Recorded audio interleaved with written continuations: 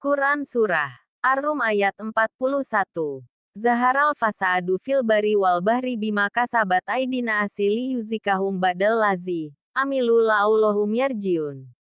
Telah tampak kerusakan di darat dan di laut disebabkan karena perbuatan tangan manusia. Allah menghendaki agar mereka merasakan sebagian dari akibat perbuatan mereka.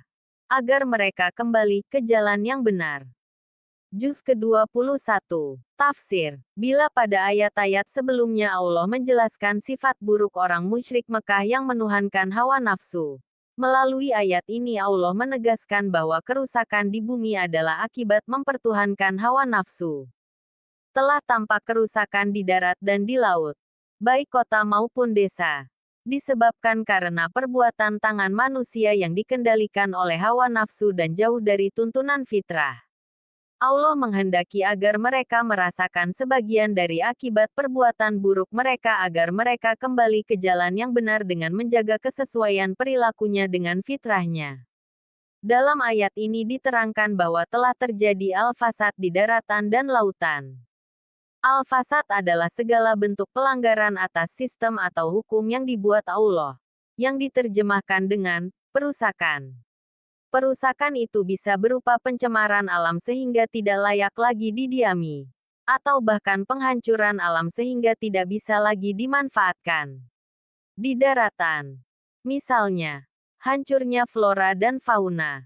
Dan di laut seperti rusaknya biota laut. Juga termasuk al-fasad adalah perampokan, perompakan, pembunuhan, pemberontakan, dan sebagainya. Perusakan itu terjadi akibat perilaku manusia. Misalnya eksploitasi alam yang berlebihan, peperangan, percobaan senjata, dan sebagainya. Perilaku itu tidak mungkin dilakukan orang yang beriman dengan keimanan yang sesungguhnya karena ia tahu bahwa semua perbuatannya akan dipertanggungjawabkan nanti di depan Allah. Dalam ayat ini, Allah menegaskan bahwa tidak seluruh akibat buruk perusakan alam itu dirasakan oleh manusia, tetapi sebagiannya saja. Sebagian akibat buruk lainnya telah diatasi Allah, di antaranya dengan menyediakan sistem dalam alam yang dapat menetralisir atau memulihkan kerusakan alam. Hal ini berarti bahwa Allah sayang kepada manusia. Seandainya Allah tidak sayang kepada manusia, dan tidak menyediakan sistem alam untuk memulihkan kerusakannya, maka pastilah manusia akan merasakan seluruh akibat perbuatan jahatnya. Seluruh alam ini akan rusak dan manusia tidak akan bisa lagi menghuni dan memanfaatkannya, sehingga mereka pun akan hancur. Allah berfirman, dan sekiranya Allah menghukum manusia disebabkan apa yang telah mereka perbuat, niscaya Dia tidak akan menyisakan satu pun makhluk bergerak yang bernyawa di bumi ini. Tetapi Dia menangguhkan hukumannya sampai waktu yang sudah ditentukan.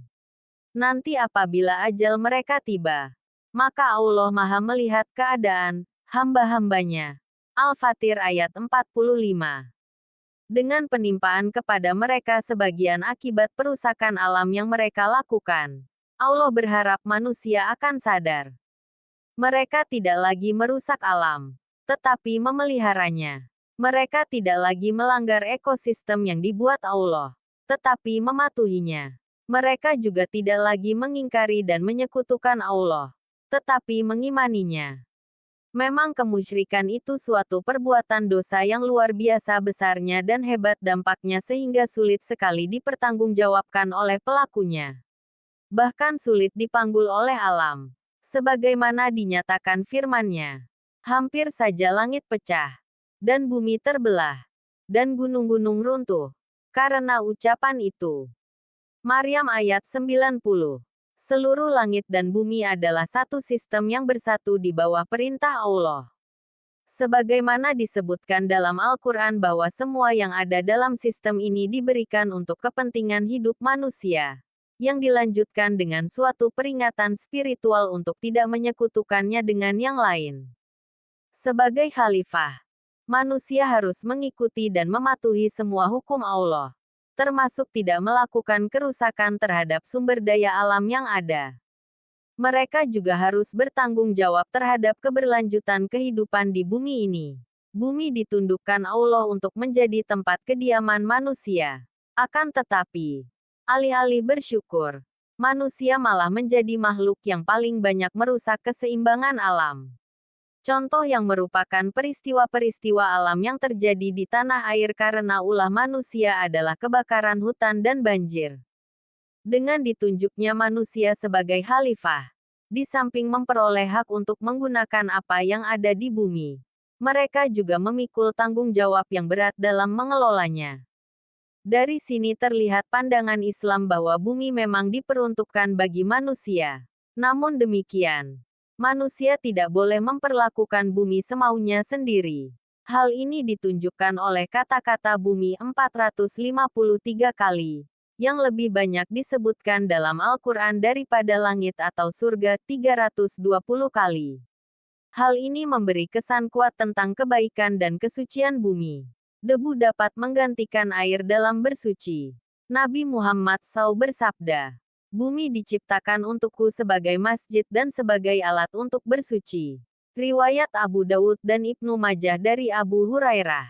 Ada semacam kesakralan dan kesucian dari bumi, sehingga merupakan tempat yang baik untuk memuja Tuhan, baik dalam upacara formal maupun dalam perikehidupan sehari-hari.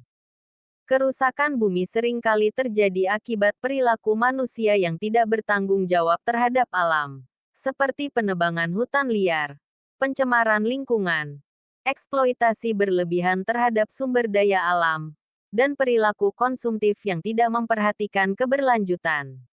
Dalam perspektif spiritual, hal ini merupakan bentuk kelalaian manusia terhadap amanah yang diberikan Allah sebagai khalifah di bumi. Allah memberikan peringatan dalam Al-Quran mengenai dampak buruk dari kerusakan ini, seperti yang disebutkan dalam surah Ar-Rum 30:41. Telah nampak kerusakan di darat dan di laut disebabkan karena perbuatan tangan manusia. Allah menghendaki agar mereka merasakan sebagian dari akibat perbuatan mereka, agar mereka kembali ke jalan yang benar. Ayat ini mengingatkan bahwa kerusakan yang terjadi adalah akibat dari ulah manusia, namun juga menjadi peluang untuk bertaubat dan memperbaiki diri. Islam memberikan tuntunan agar manusia menjaga keseimbangan alam dengan tidak melakukan kerusakan, memanfaatkan sumber daya secara bijak, dan selalu bersyukur atas nikmat Allah dengan menjaga kelestariannya. Oleh karena itu, manusia diajak untuk kembali kepada jalan Allah dengan bertindak sebagai penjaga bumi, memanfaatkan alam secara bertanggung jawab, serta menjalankan perintah agama yang mencakup keadilan bagi sesama makhluk hidup dan lingkungan. Hadits pilihan dari Al-Aswad bin Yazid.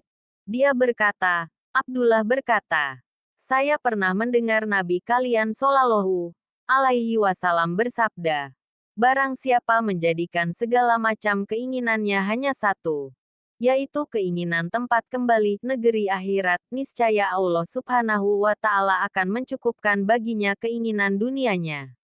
Dan barang siapa yang keinginannya beraneka ragam pada urusan dunia, maka Allah Subhanahu wa Ta'ala tidak akan memperdulikan dimanapun ia binasa." Hadis riwayat Ibnu Majah nomor 4096. Sumber: kemenak.go.id